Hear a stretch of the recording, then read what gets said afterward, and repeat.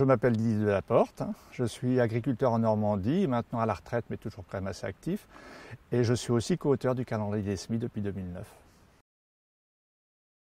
Alors, en 1974, alors que j'étais élève ingénieur agronome, je tombe sur une conférence sur les influences cosmiques en agriculture. Au sortir de la conférence, je savais que je ferais des recherches sur ce sujet-là et que je me ferais agriculteur pour que mes recherches soient vraiment ancrées jusque dans la pratique.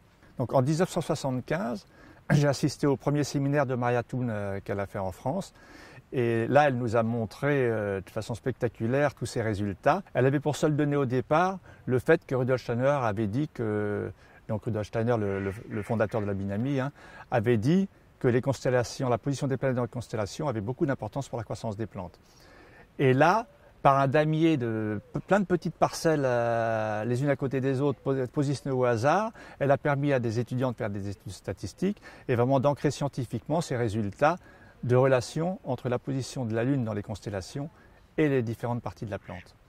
Lors de ce séminaire, Maria Thun nous a aussi donné quelques indications sur la météo qui vont vraiment attiser mes curiosités. Et depuis 1976, je note 3 fois par jour le temps qu'il fait et je le fais en fonction de la position des planètes dans la constellation et j'établis le lien qu'il y a entre les deux. Suite à ça, au début des années 2000, on a créé un petit groupe météo avec Guy David et puis Laurent Dreyfus. En 2009, Laurent nous dit avec les résultats qu'on a, il ne faut pas garder ça pour nous, il faut vraiment les publier et il propose qu'on l'édite dans le calendrier des semis. Et donc là, moi, je trouvais ça compliqué, je ne voyais pas très bien comment le faire et du coup, j'ai franchement proposé de faire ce qu'il faut pour que les personnes qui voulaient approfondir puissent comprendre d'où venaient ces données, parce que bon, si ça tombe comme un cheveu sur la soupe, ça me plaisait pas, quoi. Et donc du coup, j'ai proposé de faire les tableaux astronomiques avec toute la position des planètes dans les constellations. J'ai proposé de faire la page semis en fonction de ces tableaux pour qu'on voie vraiment qu'il y ait une correspondance entre les deux, que ce soit pas qu'on voie le lien, quoi.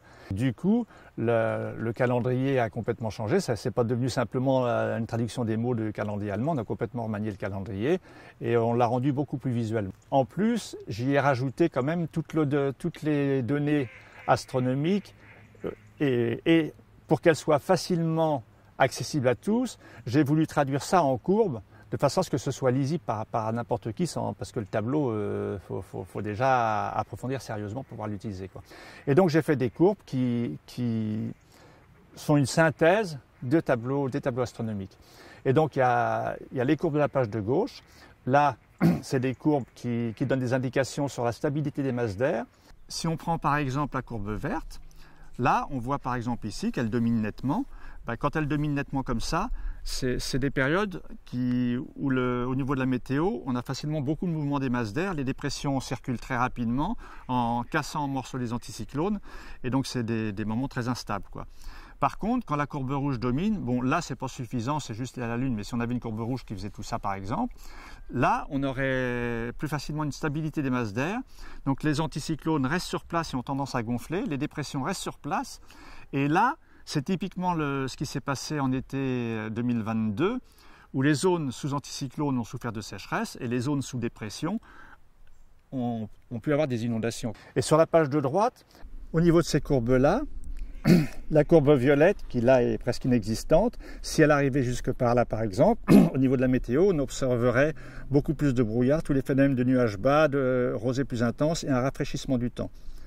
Si c'est la courbe bleue qui domine, comme ici par exemple, là c'est l'humidité qui domine avec couverture nuageuse de plus en plus importante, avec risque de crachin, c'est typiquement le temps normand quand il s'exprime. Si c'est la courbe jaune qui domine, là on a une tendance à plus d'éclaircies, les nuages se découpent, ça peut même aller jusqu'à le temps parfaitement clair, avec plus de vent souvent. Et là, l'été, ça peut amener des canicules, l'hiver, ça peut amener des très grands froids, quoi. Et si c'est la courbe rouge qui domine, qui va franchement plus loin, l'hiver, ça apporte de la douceur, c'est ce qu'on a eu toutes ces dernières années, depuis pas mal d'années. Et puis l'été, ça apporte tout ce qui est temps lourd et avec risque de développement orageux important.